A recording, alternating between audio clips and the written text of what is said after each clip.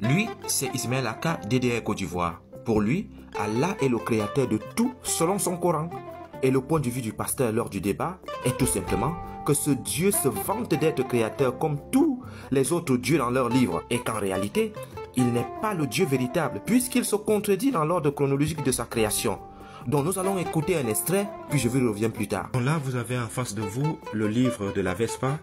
Ce sont les textes sacrés des Zoroastriens, c'est-à-dire la religion, c'est le zoroastrisme. Et le prophète, c'est le Zoroastrostra. Et le Dieu, c'est Ahura Mazda. Donc nous allons ouvrir et nous allons voir ce qu'on trouve dedans.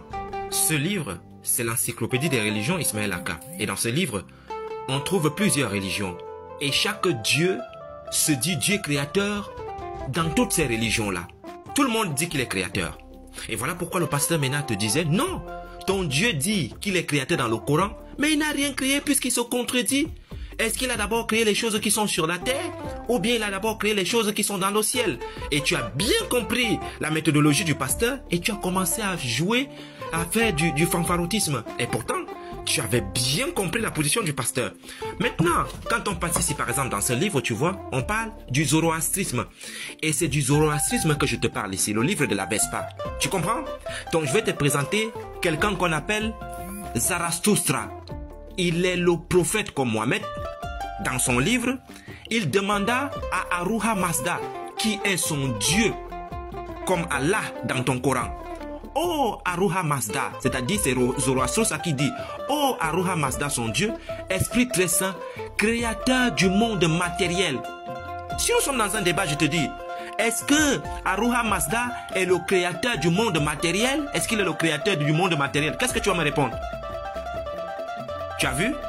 C'est ce point que le pasteur t'a attrapé et c'est là où tu étais coincé. Et tu as senti lorsque le pasteur t'a demandé, est-ce qu'il a d'abord créé les choses qui sont sur la terre ou bien les choses qui sont dans le ciel? Et comme tu sais qu'il y a une contradiction à ce point-là, tu n'as pas voulu répondre. Tu comprends?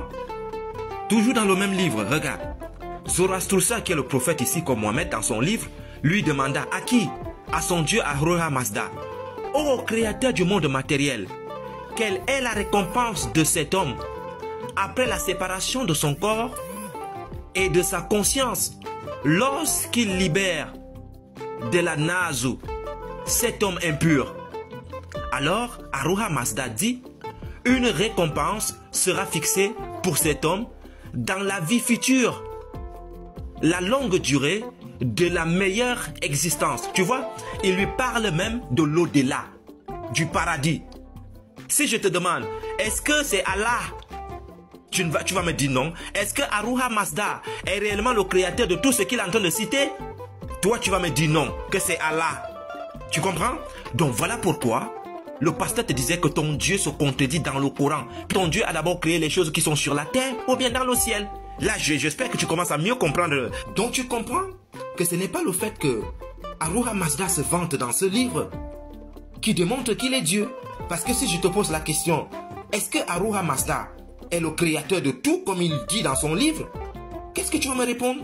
Tu vas me dire non. Pourquoi? Et là, on va donc entrer dans le vif du sujet. Tu vas me démontrer que ce que Ahura Mazda dit est faux.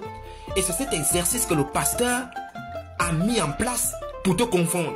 Et tu n'as rien compris du débat. Tu étais complètement à l'ouest. Ou bien tu as compris, mais comme tu voulais garder tes abonnés, tu as commencé à faire de la taquilla puisque tu l'as clairement dit que ton Dieu t'a permis de mentir. Donc nous avons en face de nous un Dieu qui permet à ses fidèles de mentir. C'est catastrophique.